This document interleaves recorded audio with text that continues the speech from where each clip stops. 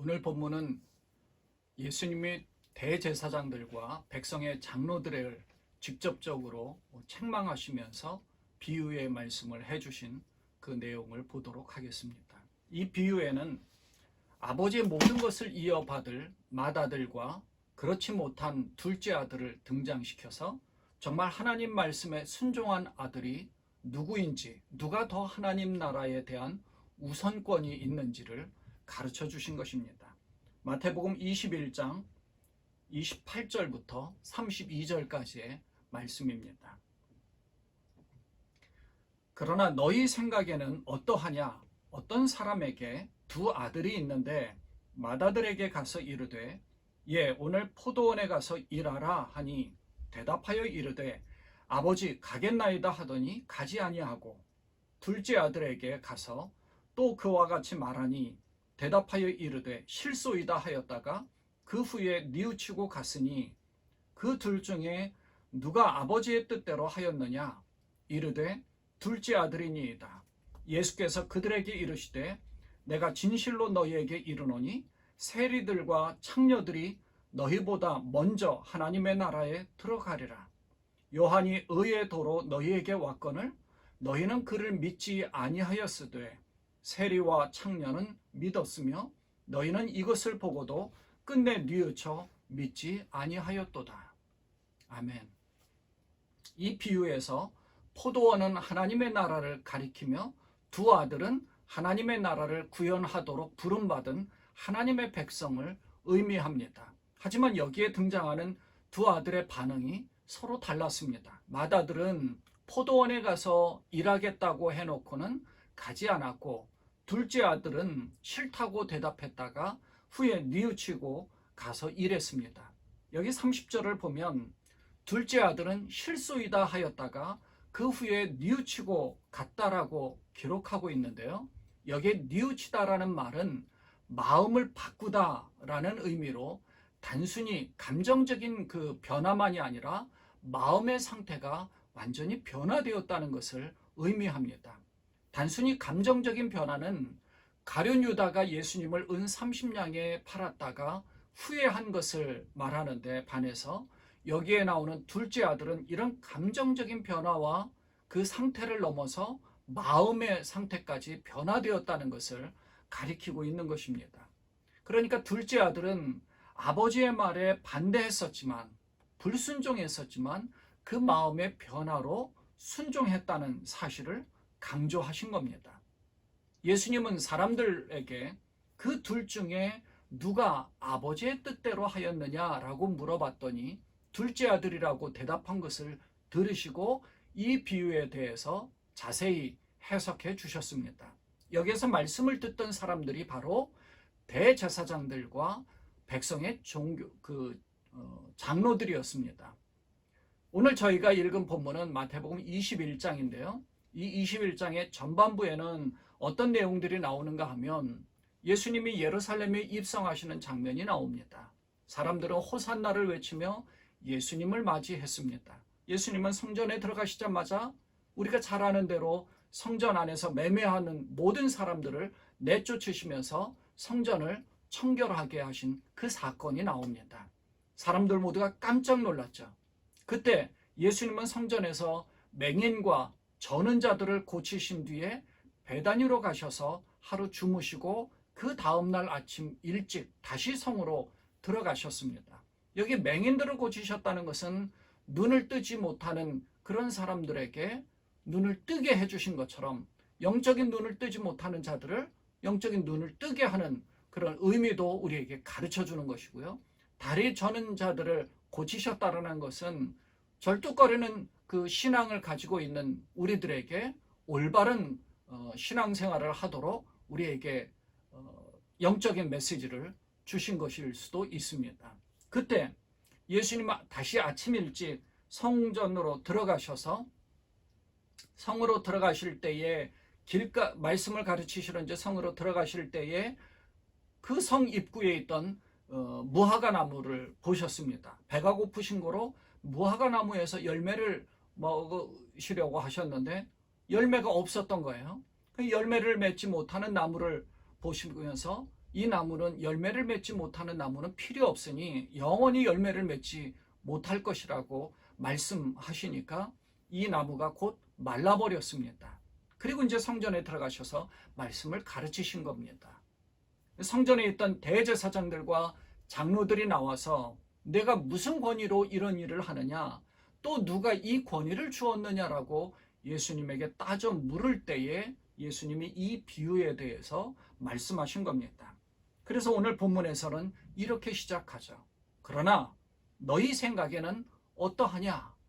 이 비유를 이제 말씀하신 뒤에 이렇게 해석하신 겁니다. 여기에 나오는 어떤 사람은 하나님이고 맏아들은 유대 지도자들을, 종교 지도자들을 의미합니다. 그리고 둘째 아들은 세리와 창녀들, 곧 죄인으로 취급받던 사람들을 의미하는 것이죠. 하나님 말씀을 잘 알고 있는 유대 종교 지도자들이 하나님 말씀을 제대로 순종하지 않으니까 둘째 아들과 같은 이 세리와 창녀들이 오히려 하나님 말씀을 받아들이고 예수님 말씀에 순종하여 하나님께 인정을 받았다는 그런 사실을 말씀하신 겁니다. 31절에서는 이렇게 기록되어 있습니다. 그 둘 중에 누가 아버지의 뜻대로 하였느냐? 이르되 둘째 아들이니이다. 예수께서 그들에게 이르시되 내가 진실로 너희에게 이르노니 세리들과 창녀들이 너희보다 먼저 하나님의 나라에 들어가리라.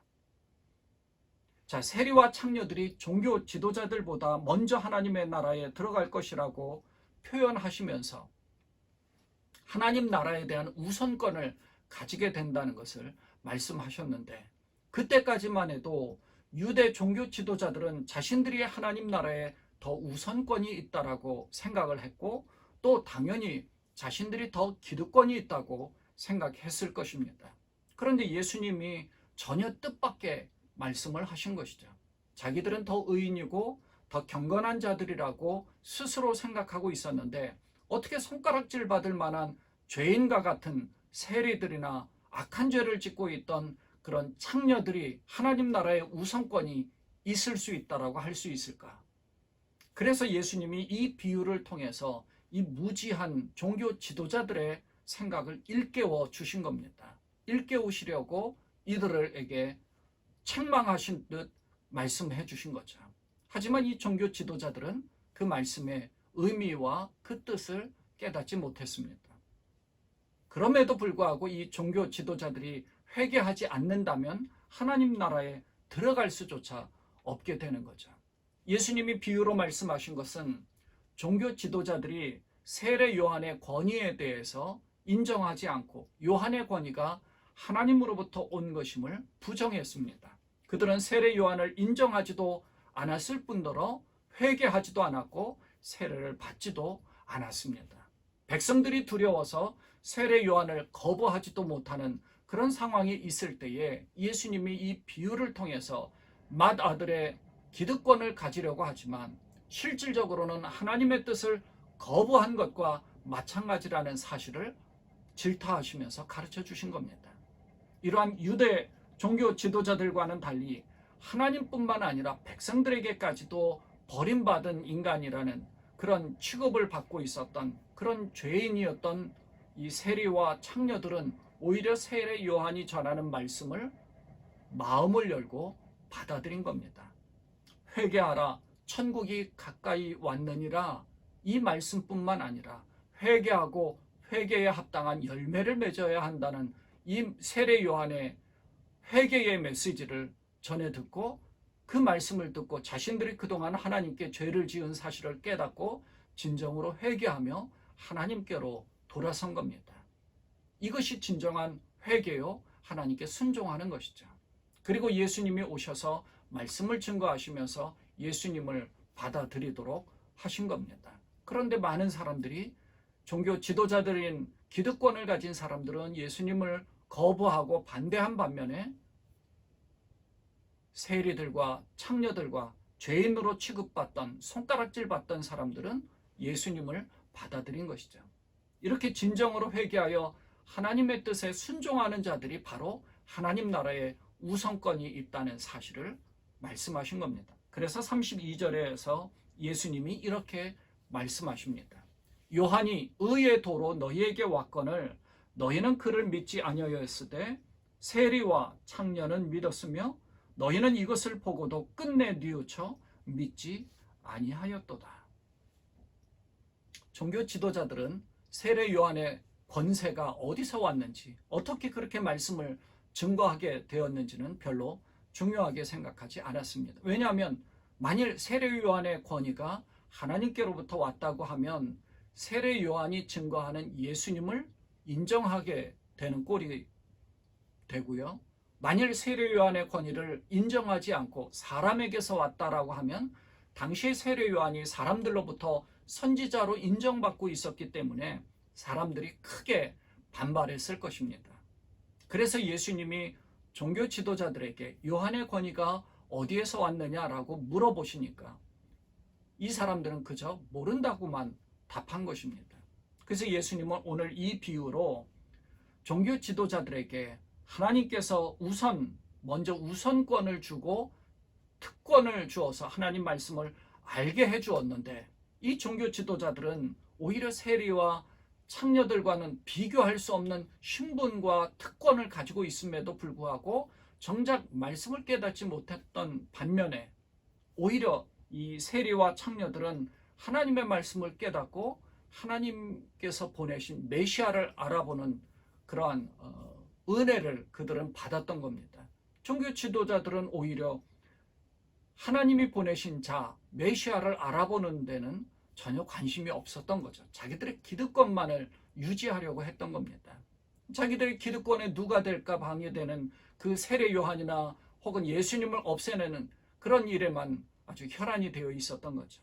결국 예수님의 책망을 받으면서 기회를 먼저 받았지만 순종하지 않았던 맏아들 대신에 뒤늦게 참회하고 순종한 둘째 아들이 더 순종했다는 사실을 진정으로 회개하여 하나님의 뜻에 순종하는 자들에게 하나님의 은혜로 주어진다는 사실을 예수님이 가르쳐 주시면서 그것을 강조하신 겁니다. 넓은 의미로 해석해 보자면 이스라엘 백성들은 맏아들과 같이 선택된 민족이었습니다. 애굽에서 고통당할 때 그들을 구원하시면서 출애굽시켜 주셨고 홍해를 건너게 해주셨습니다. 광야 여정에서 지켜주시고 여리고성을 말도 안 되는 기적 같은 일로 무너뜨리게 해주셨고 그것을 시작으로 가나안 땅을 정복하게 해주셨습니다. 하지만 하나님의 말씀을 받아들이지 않고 하나님을 멀리하며 이방신을 섬기며 세상 가운데서 살았습니다. 가나안 문화를 받아들였습니다. 가나안의 우상들을 받아들였습니다. 가나안의 세상 가운데 속해 있는 것들을 받아들이면서 하나님을 멀리한 것이죠.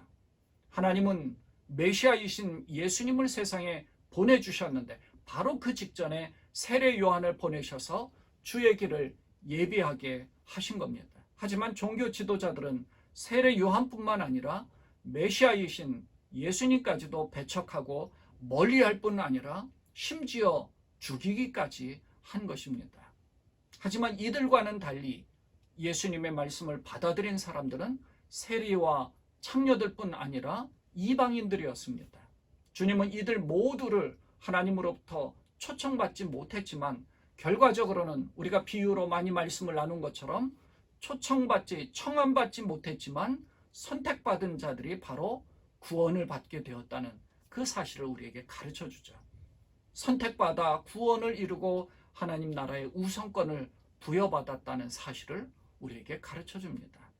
예수님은 스스로 의롭다 여기는 사람들이 아니라 자기가 죄인임을 인정하여 돌이켜 회개하고 순종하는 자에게 구원의 은혜가 있다는 사실을 약속해 주셨습니다. 우리 모두가 둘째 아들과 같이 불순종한 죄인이었지만 돌이켜 회개함으로 주님 말씀에 순종하여 예수님으로부터 인정받는 그러한 우리가 되어야 할 것입니다. 주님 말씀을 통해서 하나님 나라를 유업으로 받는 여러분 모두가 되시기를 주님의 이름으로 축원을 드립니다. 기도하겠습니다. 하나님 말씀을 받아들이는 첫째 아들이 하나님 말씀에 순종했어야 되는데 그러지 못하고 오히려 하나님 말씀을 처음에는 받아들이지 못했다가 뒤늦게 참회하고 회개하여 하나님 말씀에 불순종했던 둘째 아들이 더 하나님 말씀에 순종했다는 사실들을 우리가 보게 됩니다.